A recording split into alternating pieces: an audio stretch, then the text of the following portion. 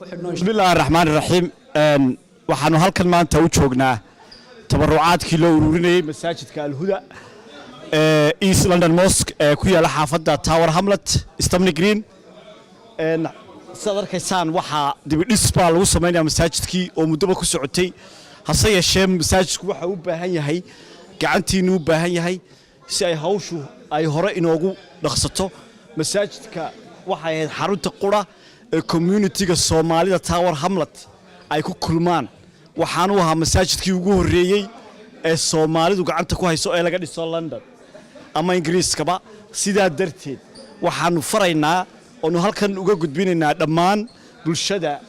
muslimka ah gaar ahaan Soomaalida meel kasta ay joogaan gaar ahaan kuwa ku dhaqan UK inay ku dadaalaan sidii ay gacan uga geysan lahaayeen dib u dhiska masaajidka Al-Huda waxaan mar labaad idin xasuusinaynaa dadweynaha halkan naga daawan doona ama la socday hawshu sida u socoto in ay u kacaan masaajidka ay u dadaalaan sidii ay gacan uga geysan lahaayeen wad salaamantiin